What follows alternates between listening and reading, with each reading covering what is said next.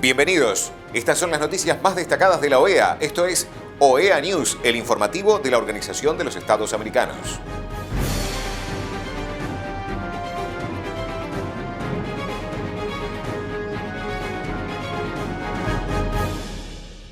Es momento de compartir los títulos de las noticias más importantes que vamos a estar brindando a ustedes. Consejo Permanente considera proyecto de declaración sobre Día Interamericano contra la detención arbitraria. OEA anuncia su apoyo a los esfuerzos para una transición democrática en Venezuela. OEA anuncia su apoyo a los esfuerzos para una transición democrática en Venezuela. Ecuador celebra su Día Nacional en la OEA.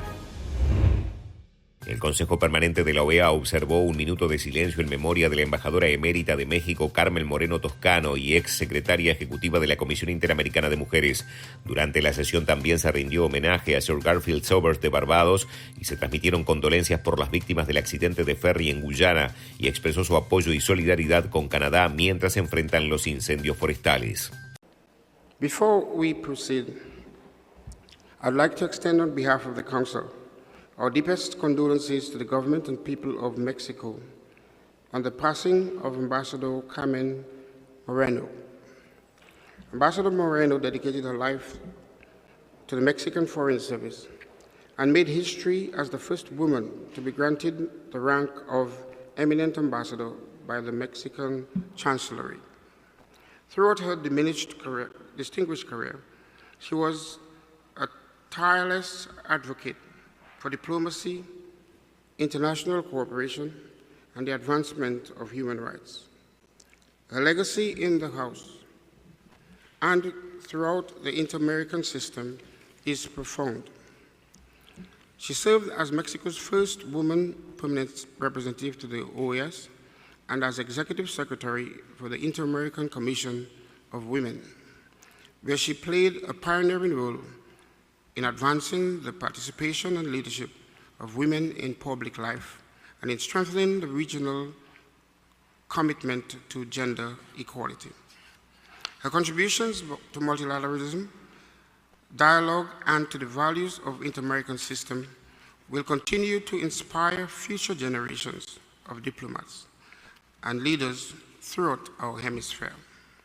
Additionally, we extend our deepest condolences to the government and people of Barbados, to the Caribbean region, and to the global cricket community on the passing of Sir Garfield Sobers. Sir Garfield Sobers was not only one of the greatest cricketers in the history, but also a symbol of Caribbean excellence, perseverance, and distinction. Through his remarkable talent, sportsmanship, and leadership, he brought immense pride to Barbados and inspired generations throughout the Caribbean, the Americas, and beyond. His achievements transcended the field of sports, reflecting the values of dedication, integrity, and excellence that continue to inspire countless individuals. Also, I wish to express deep solidarity with the government and people of Guyana following the recent tragic ferry accident. This heartbreaking event has claimed precious lives and brought immense grief to families across the nation. Our thoughts and prayers are with the victims, their loved ones, and all those affected, as well as with the rescuers and emergency personnel working tirelessly on the ground. Finally, we express our firm support and solidarity with the government and people of Canada as they face a devastating impact of the ongoing wildfires. These ferocious blazes continue to threaten homes, livelihoods, and natural habitats across the region. We commend the extraordinary courage and selflessness of the firefighters and emergency responders working tirelessly around the clock to protect their communities and contain the flames. Let us now observe a moment of silence in tribute to Ambassador Carmen Moreno, and Sir Garfield Sobers, and in memory of those who lost their lives in the tragic ferry accident in Guyana, and in solidarity with those affected by the wildfires in Canada. Please join me in a moment of silence.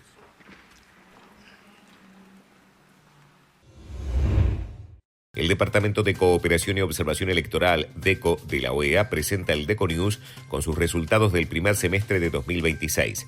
A través del trabajo con Estados miembros, autoridades electorales y países donantes, se fortalecieron los sistemas electorales en la región con 10 misiones de observación electoral, se desplegaron 508 observadores internacionales, 295 recomendaciones formuladas, asistencia técnica electoral con el Ask for NIT y proyectos en tecnología en México y Paraguay, iniciativa regional sobre resiliencia de organismos electorales.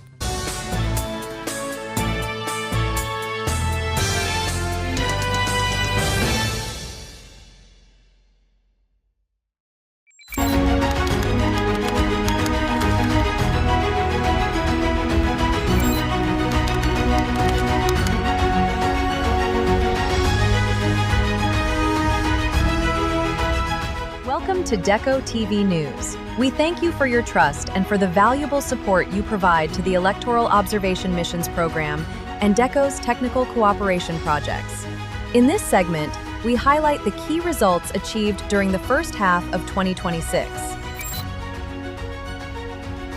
Regarding electoral observation, we deployed 10 electoral observation missions in 6 countries: Costa Rica, Colombia, Bolivia, Peru, Antigua and Barbuda, and the Bahamas. These missions observed general, legislative, presidential, and subnational elections, including 3 runoff elections.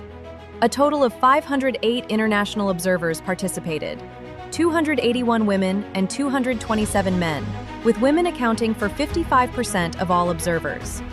As a result of these efforts, we issued 295 thematic recommendations aimed at strengthening and continuously improving electoral systems across the region. These deployments were made possible given the financial support of Brazil, Canada, Colombia, France, Italy, Morocco, the Netherlands, Panama, Peru, the Republic of Korea, the Dominican Republic, Spain, Switzerland, Turkey, and the United States.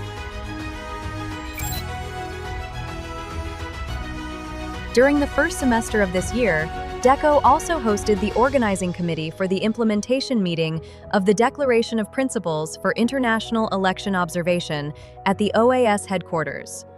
The meeting took place from May 12th to 13th and gathered representatives from the United Nations, the European Union, the OSCE, the Commonwealth, the Carter Center, and the National Democratic Institute.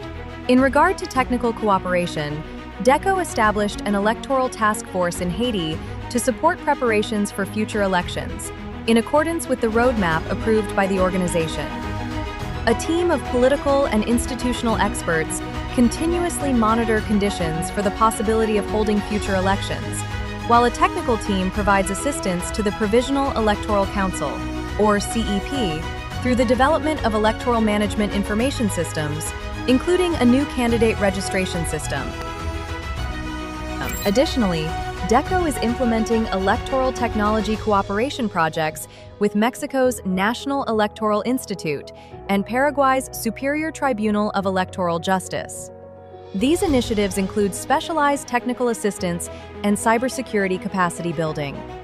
Furthermore, DECO provided training to youth in Costa Rica on electoral observation and participated in academic and institutional forums dedicated to electoral integrity.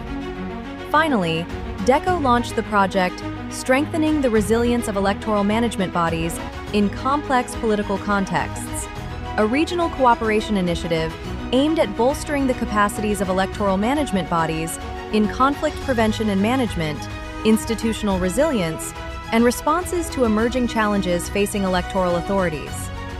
We would like to extend our special thanks to Canada, France, Switzerland, and the United States for their sustained support of the Department's Technical Cooperation Project. DECO is grateful to the member states, donor countries, electoral authorities, and strategic partners that make this work possible. Your support directly contributes to strengthening democracy and promoting elections with greater integrity, transparency, inclusion, and public trust throughout the Americas. This is DECO TV News. Until next time.